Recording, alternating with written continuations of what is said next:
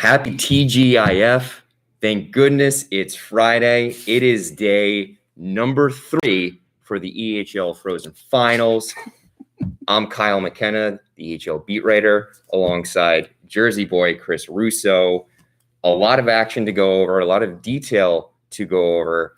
But before we get into that, let's review the standings real fast. It's the Avalanche at number 1, the Lumberjacks at number 2, the Boston Junior Rangers ranked number 3, the winless New Jersey 87s in the basement right now, but there's still hope for New Jersey and Adam Hooley and company, Chris.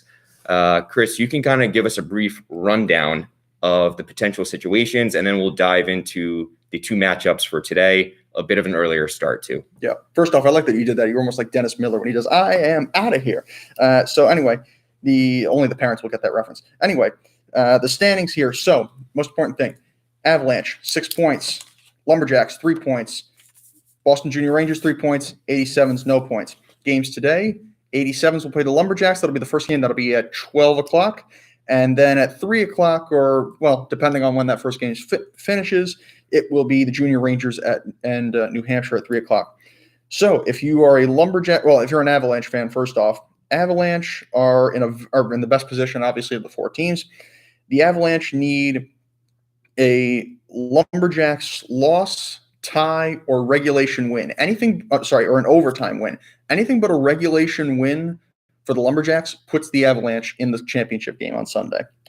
If you're a Lumberjacks fan, all you have to ask for is to have a better outcome than the Junior Rangers today. I'll get into tiebreakers in a second, but the most important thing if you're the Lumberjacks is to play your game, play it as best you can. So if the Lumberjacks win in regulation and the Junior Rangers win in overtime, the Lumberjacks are in. If the Lumberjacks finish with, and remember that an overtime loss and a tie are both 1 point. A little strange, but they're both 1 point.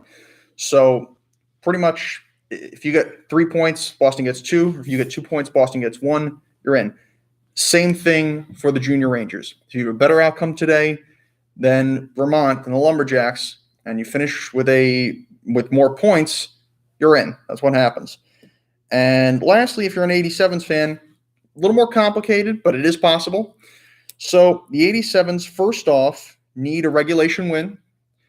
They need the Junior Rangers to lose in regulation to the Avalanche, and they have to win this tiebreaker, which is goal differential in common games with the Lumberjacks and the Junior Rangers. So that's the thing there.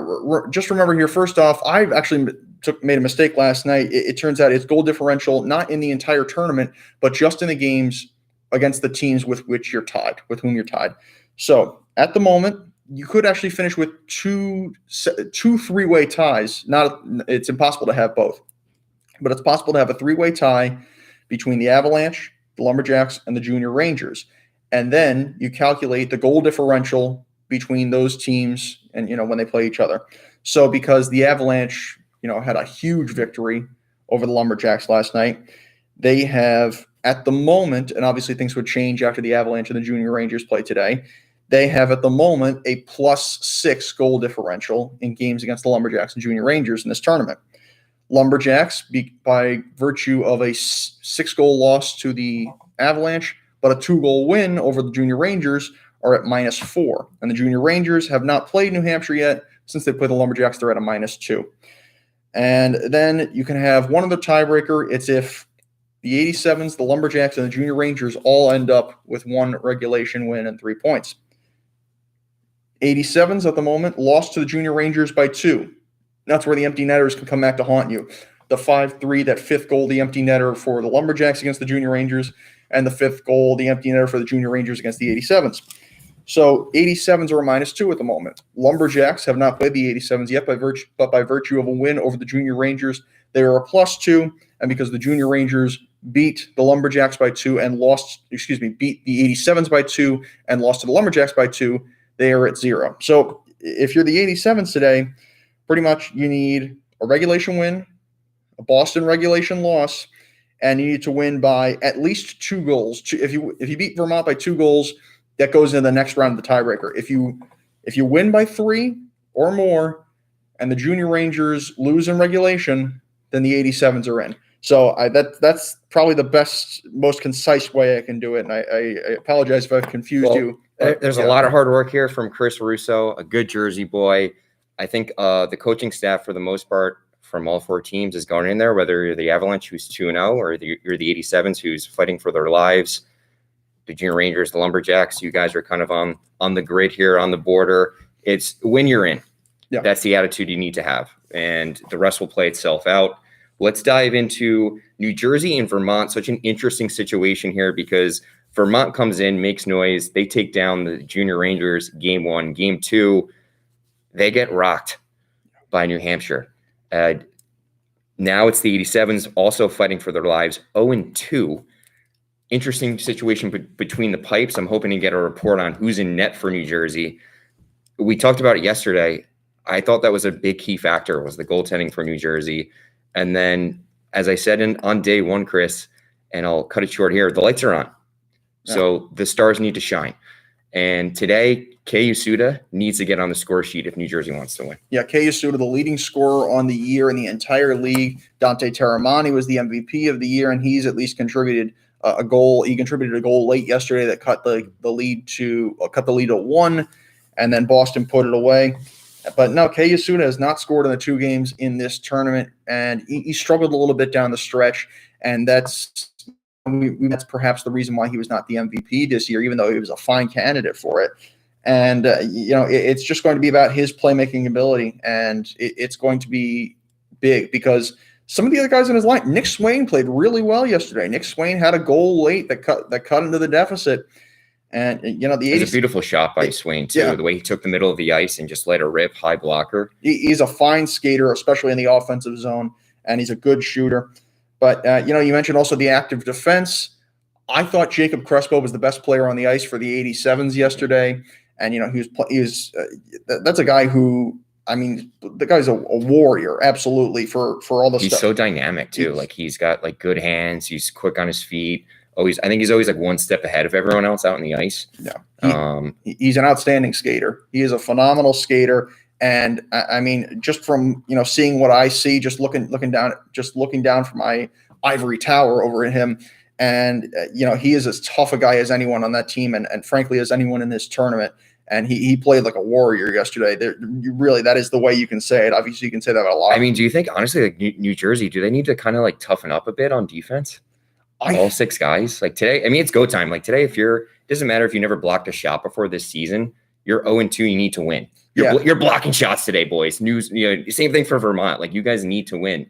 So it's going to be those types of things, the sacrifices. And for Vermont, you lost 9-2. It kind of hurts, but 9-3. Sorry, 9-3, and it's a big. That's a big goal. It's a big goal. Yeah. They need every goal you can get. So.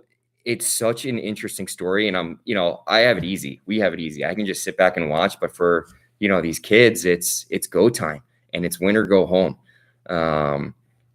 We said it yesterday. The first goal is huge. Yeah, I'm actually going to defer that today. I'm not going to put so much pressure on the first goal making a big difference maker, but I think it's going to come down to those little things like the face-offs, blocking shots, staying out of the box. Well, here's the thing. At least for the 87s, I will say that the first goal is huge because, okay, so of course, I got down to breakfast a little before you did this morning, and Adam Hooley's speech to his guys, and I'm not going to give everything, but a small piece of it was how important the first goal was. Okay. It's incredibly crucial. You think about it, the 87s have struck even down the stretch of the season, not just here in the playoffs or here in the Frozen Finals. They came back a lot of times. They had to come back a lot of times from early deficits. So the first goal is incredibly crucial, especially when you have to win by 2 or 3 goals. And it's true. And it happened with the New Hampshire game, the 87s New Hampshire game, and with the 87s Junior Rangers game, where they scored in bunches for a moment. And you think about it, if you have to get 2 or 3 goals after the Avalanche game, they were down 3. They were down 3 to the Avalanche. They were down 3 to the Junior Rangers. And that third goal might have won them each of those games, considering where they were and where the momentum would have taken them.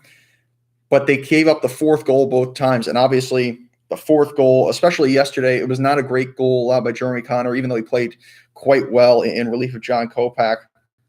And that's the other thing. I talked about this with Matt Kiernan. John Kopak, I said this on the air. John Kopak did not actually play that badly. The 3 goals he allowed were good goals. It's just that the guys in front of him, for the most part, did not look that good in the first period. So that's where it stands for the 87s. Just another thing for John Kopak. Look, I know Connor might be the hot hand at the moment. Do you know who's in goal? I do not know who's in goal at the moment, but I would say keep an eye on that. If I'm John Kopak, I'm a 2000. This is potentially my last game. I am begging Adam Hooley and Matt Kiernan. Yeah, this is my net. This is my time. This is my net. This is potentially my last game in an 87s uniform. Give me the opportunity, okay? I didn't give up any bad goals in the first game. So are you saying I'm going to go X factor for 87s? It's Yasuda and Tim DeBoard. That's a fair one. Yeah. I think Tim DeBoard, I almost feel like if the 87s are going to win, like it's almost his time to shine. Yeah. And then across the ice, because we got to get into the Lumberjacks briefly. And we need to get to the rink. It's almost game time. Egan Schmidt, yeah, he's got 6 goals. He's the captain. He's got to lead the way and kind of set the tone early on. And then you have to figure, I feel like Vermont had success against the Rangers because they had just different guys scoring goals, and it was throughout the line chart, just depth scoring. And speaking of depth scoring, how about the Boston Junior Rangers coming up with, a key victory yesterday? They're going to play the Avalanche today, 3:00 puck drop over at the beautiful Ice Line. And we can't thank Ice Line enough and everyone else involved for hosting the event and all the support. But, there's some history here with the Rangers and the Avalanche, Chris, that goes back well before our time with the EHL. And the Rangers have never beaten the Avalanche in the postseason. So that's head coach Rich DiCaprio against Chris Sorella, very familiar with one another. And look, the Avs have 2 wins. Chances are, guys, the Avs are playing on Sunday. Barring for the third consecutive Frozen Finals, the chances are it's likely. But yeah, I think so. The Rangers might have something to do with that. I'm pretty sure, just looking at it, I think if the Avs lose by 4 or more, they're out. If they lose by less than 4 goals, I'm pretty sure they're in. That's what I think I have. Can you say that again? If the Avs lose by if the Avs lose by less than 4 goals, they're in. So that's it. Okay. That's what I have. I'm pretty sure that's what it is. Well, emotions are running high. The Rangers bounce back, and something we addressed yesterday with head coach Rich DiCaprio in the post-game presser was I just thought the Rangers in warm-ups just looked so sharp, so focused, came out with a lot of energy, and it showed. They pop in the first 3 goals of the game. Yep. And it looked like the Boston Junior Rangers like we know and that we were all familiar with throughout the regular season. And it's like, hey, do you build off that? And like the Avs, you won 2 games. I'm not going to say they're not going to just sit back. They want this game too because they don't want to see the Rangers on Sunday again either. Well, that's the other thing. It's interesting because if the 87s win in regulation, the Avalanche automatically clinch a spot in the finals. So you wonder if the Avalanche are going to lay back. But then you also, if you're the Avalanche, you're thinking, do we really want to play a really angry 87s team on Sunday if the 87s win by a certain amount of goals? And I mean, I don't really know the answer because any of these teams are dangerous. And Chris Sorella is going to make his guys play, believe me. And again, like goaltending, sometimes I don't mean to put pressure on them, but like goaltending is so important in these tournaments because even if your team doesn't play that well, a goaltender can still carry you there. And I got to say, the Avalanche have been playing super impressive. I think I tweeted out yesterday. They just look confident and they're just efficient in all 3 zones, in my opinion. And then I guess yesterday, arguably the first star of the game for the Avs was George Mcmichael. Yeah. Really impressive. Like the Avs got outshot yesterday by the Lumberjacks and still won, as we said, 9-3.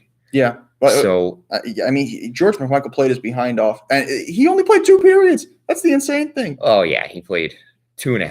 2.5, yeah. More than that. Yeah, 2.5. But, I mean, the fact that they allowed over 40 shots and they still won, and they were getting outshot. I think the final shots were something to the extent of 43-29 Lumberjacks, and the Avalanche scored 9 goals. And you might think, oh, the Avalanche dominated that game in terms of play. The score really tells you that. And yeah, I mean, to a point, that's true. But Mcmichael made a few huge saves in crucial situations, and I don't think he even allowed the third goal, actually. He only allowed two. I believe it was Ronan Mobley who allowed the third goal. He played pretty well as well, and Mcmichael mentioned that in the press conference. But, you look at it, and even though it's been a fairly high-scoring tournament, I would say that the goaltenders I would say all of the starting goaltenders have had their moment to shine at some point. Even John Kopak, even though the 87s have lost 2 games, because Raduzzi, even though he gave up 3 goals in game 1, made a few outstanding saves and kept them in that game. Nathan Miller made a few saves late against the 87s yesterday that really saved them when the 87s were trying to make a comeback. And then for a lot of game 1, he looked fairly good as well. And then George Mcmichael. George McMichael has looked pretty solid in both games. Well, maybe not as good in the first game, but I mean, for most of that first game against the 87s, he looked solid.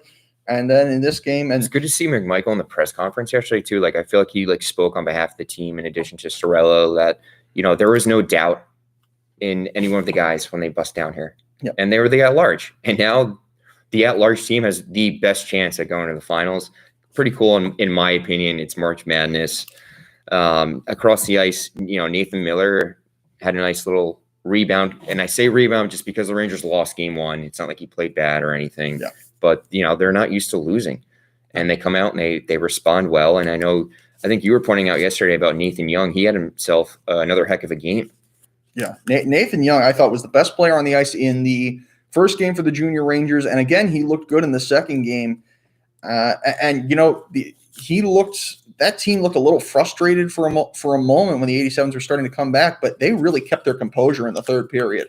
And they got that all-important fourth goal, which the entire tournament, the fourth goal has been huge. The fourth goal for the winning team has been huge, as I mentioned last night. Yeah, nice little insurance goal. It quells the momentum. That's the most important thing, because there have been a couple of comebacks from the Lumberjacks and from the 87s. When you're down 3-0 or 4-0, and you get back to 4-1, get back to 4-2, or get back to 3-1 or 3-2. It's the fourth goal that has done everything. But how about Johnny Malandrukaro too? Johnny Malandrukaro, my X Factor, gets on make me look good, bud. Wearing a nice number 17. Not that it matters. I wore 17. Did you wear 17? I did. Yeah, I was a 17 guy, but good to see him crashing the net hard in front of the back of the net. Today I think it's going to be. We thought yesterday was exciting. Today, in the words of Senator Neil Rabin, is going to be wild. I didn't know he played center. But yeah, it's going to be absolute madness today, and a lot of math, as I mentioned. So I hope you went to school or you have a calculator or something. But I think that's kind of what makes it even more exciting. And look, the only real team that really doesn't have to do the math is the 87s. But New Hampshire, Vermont, Boston, win. Just win, and try to win sooner than later. Try to win in regulation. That's all you can really ask of your team today. Control what you can. Well, we're looking forward to today's contest. It's 12 p.m. and 3 o'clock. 12 p.m., the Vermont Lumberjacks, Egan Schmidt and Company, taking on the 87s. Then we go 3 p.m., kind of like an old school rivalry for the AHL, the Avs and the Junior Rangers. Be sure to follow the AHL on Twitter, EHL_hockey. We'll be doing post-game press conferences, and we'll be tweeting live. Chris Russo, my man, Brian Boucher, Between the Glasses, we're doing an excellent job. I still say I want to go for Pierre McGuire just because my dad was the same high school. Pierre McGuire, Brittany Hart, Neil Ravin, Jefferson Mills, all doing a great job. Best of luck today to everyone. I'm Kyle McKenna. I'll see you at the rink. Chris Russo, In Between the Glass.